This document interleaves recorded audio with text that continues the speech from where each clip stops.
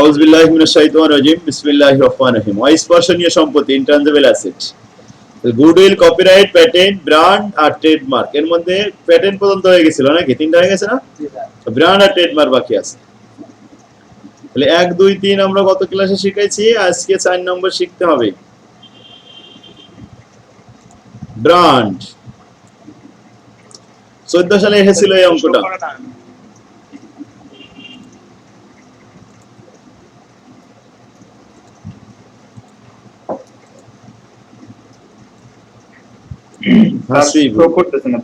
হাসিবুল ইসলাম।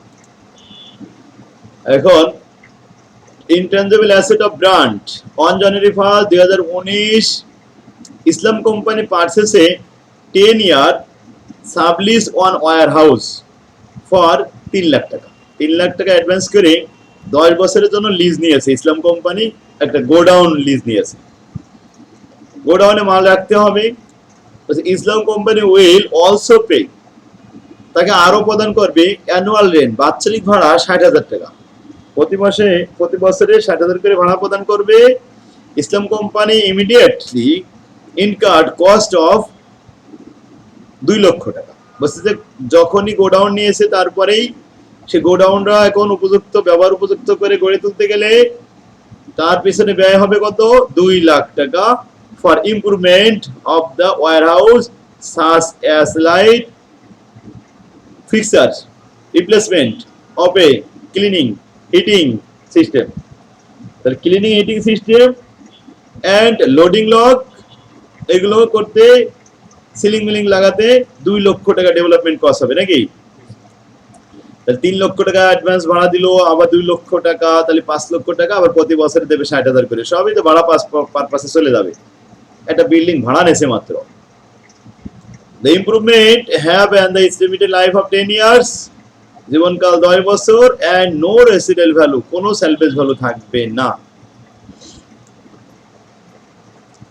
আচ্ছা, এখন আমাদের প্রশ্ন, এই যে একটা ওয়্যার হাউস নিল, এটা তো কোনো স্থায়ী সম্পত্তি না, জাস্ট একটা গোডাউন ভাড়া নিয়েছে, সেখানে সিলিং মিলিং করে 10 বছর থাকবে। 10 বছর পরে ওই সিলিং খুলে নিয়ে যাবে, সেটাও কোনো salvage value, মূল্যহীন হয়ে যাবে, ওর্থলেস হয়ে যাবে, সেটা কোনো মূল্যই থাকবে না।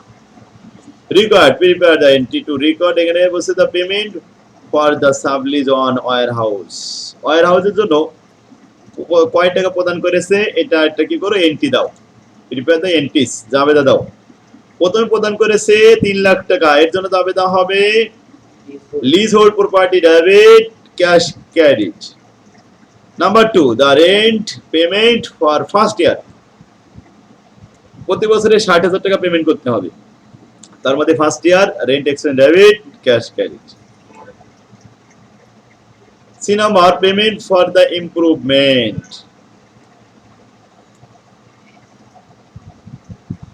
তাহলে ইমপ্রুভমেন্টের জন্য 2 লাখ টাকা পেমেন্ট হবে না? এর জন্য leasehold improvement debit cash credit 2 lakh টাকা। ডি number, amortization of the leasehold for the first year, amortization এখন প্রথম বছরে অ্যামortization দেখাতে হবে। 3 লাখ টাকা ইনভেস্ট করেছিলাম, ওই 3 লাখ টাকা কিন্তু 10 বছর পরে আর ফেরত পাবো না, তাহলে প্রতি বছরে আমাদের এটা অ্যামortization করতে হবে। এখন স্থায়ী সম্পত্তি যদি অবস্থায় হইতো তাহলে ডিপ্রিসিয়েশন লিখতাম, খনিজ সম্পত্তি অবস্থায় হলে ডিপ্লিশন লিখতাম, আর গুডউইল, ফিক্টিটিভ অ্যাসেট, অদৃশ্য সম্পত্তি, অস্পর্শনীয় সম্পত্তি হলে অ্যামortization লিখতাম। কিন্তু একটা ঘর ভাড়া নেওয়া হলো, সেই ঘর ভাড়ার আবার কি অ্যামortization লেখা যায়? না, এই অ্যামortizationটা একটা ভাড়া হিসেবে কাউন্ট করতে হবে।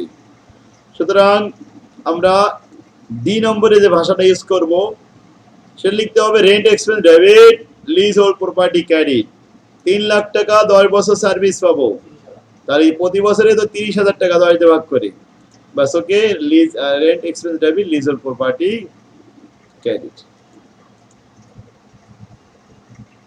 স্যার এটা টোটাল খরচের উপর হবে না? 3 লাখ আর 2 লাখ না, এটা দেখা যাচ্ছে কি ডেভেলপমেন্ট যখন উল্লেখ করে দেবে তখন আমরা ইমপ্রুভমেন্ট ডেভেলপমেন্ট এটা নিয়ে 2 লাখ হিসাব করব। আর এই প্রথম যেটা দিছে সেটার জন্য আমাদের leasehold for first year, প্রথম বছরে যেটা দেওয়া হয়েছে, ওই সরি প্রথম যে পেমেন্টটা হয়েছিল ওই টাকাটার ফার্স্ট ইয়ারে দেখাতে হবে। আচ্ছা 2 লাখ পরে যেটা হয়েছে ডেভেলপমেন্ট কস্ট সিলিং খরচ, ওটার কথা আবার বলা হচ্ছে amortisation of the leasehold improvement for the first ইয়ার। এবার ইমপ্রুভমেন্ট উল্লেখ করলো আছে, এই জন্য ইমপ্রুভমেন্ট 2 লাখ টাকার আলাদা যাবে না, এটাও সেই একই ভাষা ইউজ করতে হবে, rent expense debit leasehold improvement credit. 2 lakh ভাগ 10 বছর, ঠিক বুঝতে পারছে?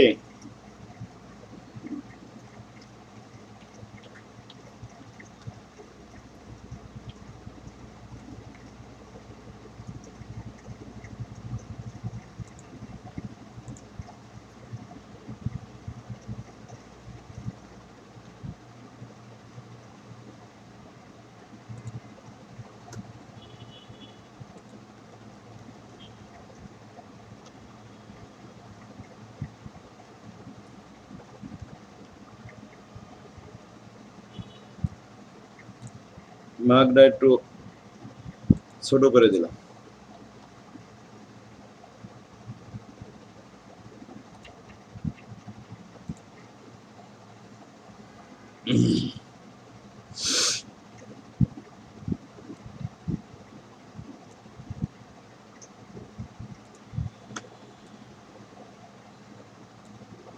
উপরে ভাগটাও চেঞ্জ করে দিলাম।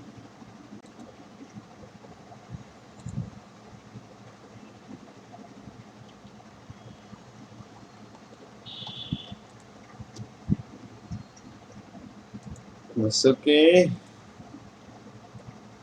এই তো তাহলে কি আছে, বুঝতে পারছে?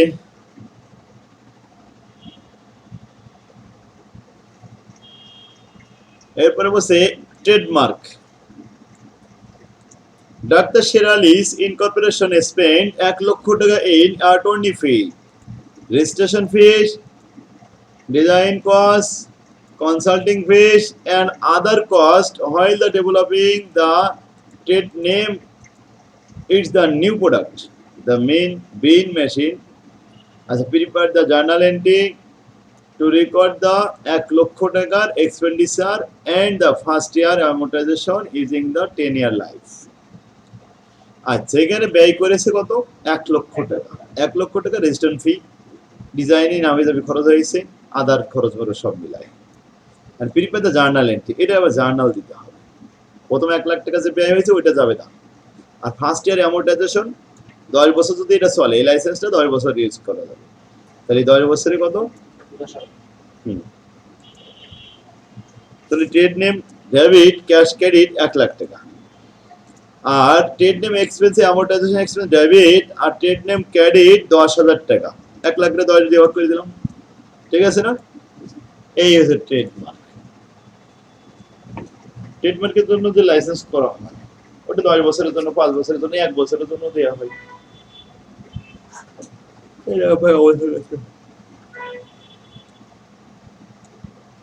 দুই নম্বর বলছে on July 1, 2016 Gyan Bikash corporation purchase x company by paying the 3,50,000 টাকা cash and issue of a 2 লক্ষ টাকা note payable to X at July 1, 2016. The balance sheet of X company was as follow. নিচে দেওয়া হলো আচ্ছা cash, account receivable, inventory, land building equipment, trademark. Trademark এখানে 10,000 টাকার আছে, অ্যাকাউন্ট পেবেল এবং ক্যাপিটাল দেওয়া আছে। নিচে বলা আছে the record the amount all approximate current value expect for land worth of 1,60,000 টাকা, ইনভেন্টরি ওর্থ ইনভেন্টরির মাল মূল্য কত? 2,25,000 টাকা, এন্ড ট্রেডমার্ক ওর্থ অফ কত? 15,000 টাকা। ট্রেডমার্কের অ্যাকাউন্ট 15,000 টাকা, আগে ছিল কিন্তু 10,000 টাকা। এরপরে আছে ইনভেন্টরি, এখন হচ্ছে 2,25,000 টাকা, আগে ইনভেন্টরি ছিল 2 লক্ষ টাকা। দাম চেঞ্জ হয়েছে না? এখন চেঞ্জ হওয়ার পরে কি বের করতে বলছে আমাদের? Prepare the July 1 entry. July 1 entry দাও x corporation to record the purchase. X corporation জ্ঞান বিকাশের কাছ থেকে ক্রয় করে নিল, এতে কি কি লেনদেন হলো, কিভাবে কি লেনদেন করা হলো, এটা একটা জাবেদা করো। তাহলে কয় টাকা পেমেন্ট করা হয়েছে? পেইং 3,50,000। আর কত টাকা নোট পেবেল দেওয়া হয়েছে? 2 লক্ষ টাকার নোট পেবেল দেওয়া হয়েছে। তাহলে 5,50,000 টাকার বুঝ তাকে দেওয়া হয়েছে। আর এদিকে ক্রয়ের সাথে সাথে পাওনাদারকে দেবে কত? পাওনাদারের দায়িত্ব নেওয়া হয়েছে 2 লাখ টাকা। তাহলে 5 আর 2 7,50,000 টাকার দায়িত্ব নেওয়া হচ্ছে। 7,50,000 টাকা দিয়ে সে ক্রয় করলো কারবারটা, ক্রয় করে সে কি কি সম্পদ পাইলো? এখন ক্যাশ পাইছে, রিসিভ পাইছে, inventory, land, building, equipment, trademark, তাই না? এইগুলো আমরা একটা দাবিদার মধ্যে দেখাবো। যা পাইছে সব debit, cash debit, receivable debit, inventory debit, land debit, building debit, equipment debit, trademark debit. এখন ইনভেন্টরি দাম বেড়েছে, নিচে যে বুক ভ্যালু বললো, যেটা বর্তমান market value 2,25,000, land 1,60,000, building 75, equipment, trademark কিন্তু 15। আচ্ছা, এবার এখানে আমরা একটা গুডউইল লিখেছি, এই কথাটা আমরা পরে দেখাবো।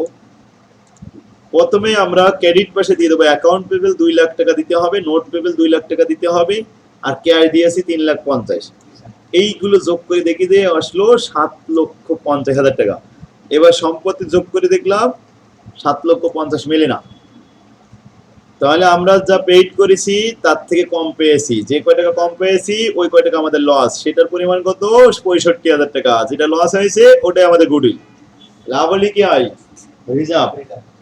আর লস হলে goodwill. That the building and equipment would be recorded 1/7/2016 cost of the জ্ঞান বিকাশ কর্পোরেশন ও নোট দিয়েছিল, এলো দরকার নেই। এখন 1 নম্বর এন্ট্রি তো শেষ রোমিও। 2 নম্বর এন্ট্রি বলছে prepare the December 31 for x corporation to record the amortization of the trademark. ট্রেডমার্কে অ্যামortization দেখাও। The trademark is estimated to have a useful life of 4 years and salvage value ট্রেডমার্কের দাম 15,000। এই 15,000 থেকে 5,000 বাদ দিলাম, থাকলো কত? 10,000। এই 10,000 কে ভাগ করলাম 4 বছরে, তাহলে 1 বছর চলে আসলো নাকি? এরকে 12 মাস দিয়ে ভাগ করে 6 মাস দিয়ে গুণ করলাম, কত আসলো? 1,250 টাকা। ওকে, 6 মাস কেন? এইটা জুলাই মাসে ক্রয় করা হয়েছিল, এই যে জুলাই 1 এন্ট্রি, তাই না? তার মানে ক্রয়ের তারিখ কবে ছিল? আছে জুলাই 1।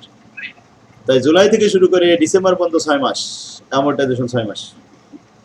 বাস, এই তো অঙ্ক, সহজ আছে। Bangladesh corporation has capitalise software cost of টাকা 5,50,000 টাকা। বলছে বাংলাদেশ কর্পোরেশন এটা সফটওয়্যার ক্রয় করেছে 5,50,000 টাকা দিয়ে। এখান থেকে সফটওয়্যার ক্রয় করে এবার লাভ করবে, আয় করবে। And sales of this the product the first year totalling টাকা 3,20,000। অলরেডি প্রথম বছরে 3,20,000 টাকা আয় করে ফেলেছে। বাংলাদেশ এন্টারপ্রাইজ আর্নিং 9,80,000 টাকা in addition future revenue from this the product. এই প্রোডাক্ট থেকে আরো আয় করবে আশা করছে 9,80,000 টাকা। দেখো 5,50,000 টাকা ইনভেস্ট করেছে, 9,80,000 টাকা আয় করবে, আর অলরেডি করে ফেলেছে কিন্তু 3 লাখ। তাহলে মোট হলো 13 লাখ, ঠিক তো? 13 লাখ টাকা আয় করবে 5,50,000 টাকা বিনিয়োগ করে। এখন এই 5,50,000 টাকা তো আস্তে আস্তে হ্রাস হচ্ছে, মানে ওটাও কমে যাবে। তো যেটা কমে যাবে এটা অ্যামortization, তো সেটা আমাদেরকে দেখাতে হবে। এখন আরো কিছু কথা বলছে যে এর লাইফ কত বছর? 5 বছর। 5 বছর কিন্তু এর জীবন শেষ হবে, এই অ্যাপসের জীবন। Compute the amount of the software cost amortization for the first year. তাহলে প্রথম বছরে অ্যামortization দেখাবো। এখন অ্যামortization অবস্থায় দেখানোর সিস্টেম দুইটা।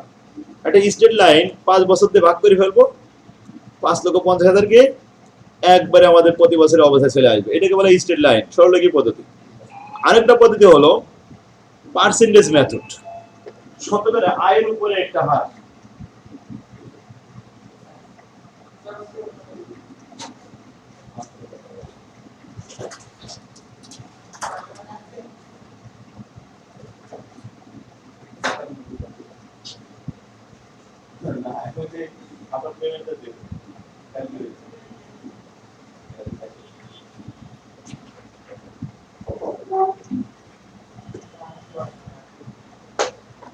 তাহলে আমরা এখন দুইটা মেথডই দেখাবো। Present of the revenue approach, প্রথমে রেভিনিউ অ্যাপ্রোচ অনুযায়ী আমরা দেখাবো কিরকম। 5,50,000 টাকাকে 13 লক্ষ দ্বারা ভাগ করিবা। এখানে আমরা 13 লক্ষ পাইলাম কোথায় একটু দেখাই। 3,20,000 আর 9,80,000 যোগ করে হয় 13 লক্ষ টাকা।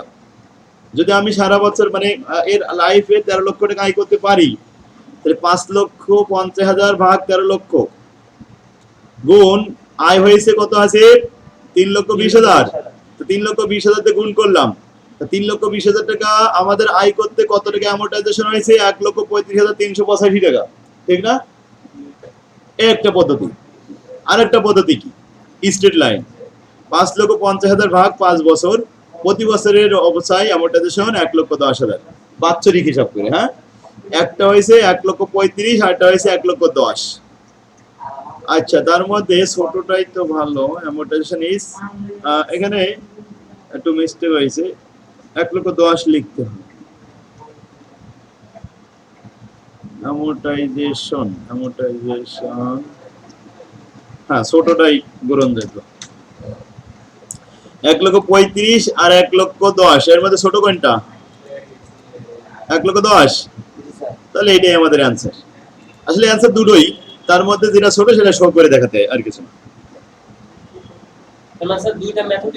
হ্যাঁ, দুইটা মেথডই দেখাতে হবে, কারণ এর পদ্ধতি আছে, নিয়ম আছে দুইটা, present of the revenue approach আর এটা হলো স্ট্রেট লাইন অ্যাপ্রোচ।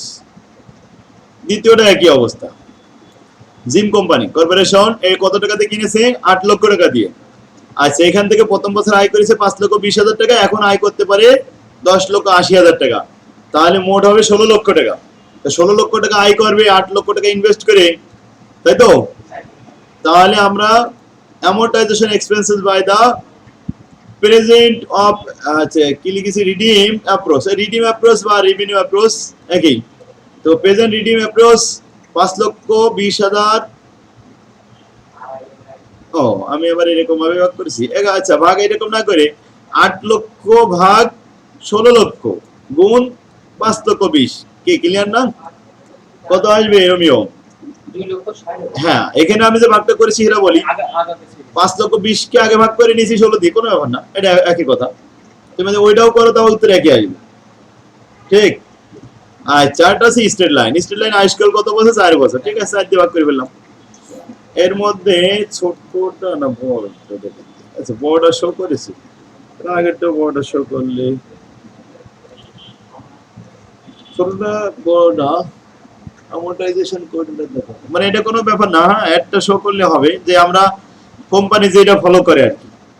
এখন এই কোম্পানি কোনটা ফলো করে সেটা তো আর আমাদের বলেনি, তো আমি এটা বড়টা দেখা দিছিলাম সম্ভবত, আরেকটাই আমি ছোটটাই দেখা দিছি যে আমরা এই নিয়ম ফলো করে থাকি। এখন কিন্তু কোনো রুলস নেই যে এটাই ফলো করতে হবে, তবে যেটা করবো সবগুলো সেটাই দেখাবো। যেমন এখানে কোনটা দেখালাম, বড়টা দেখালাম 3 নম্বরে, আবার 4 নম্বরে বড়টা দেখেছি। আর যদি আমি উপরে 3 নম্বরে ছোটটা দেখাই, 4 নম্বরে ছোটটা দেখাবো, তো এই কোম্পানি এটাই ফলো করে। হাসিব কি বুঝতে পারছি? স্যার অঙ্ক ইজি আছে না? স্যার অপচয়ে ছোট আর বড় দেখানোতে সমস্যা হয় নাকি? না, অবশ্যই আছে কি পদ্ধতির উপর নির্ভর করে, কোন কোম্পানি কোন পদ্ধতি অবলম্বন করে থাকে, এই জন্য বড় ছোটর কোনো ব্যাপার না।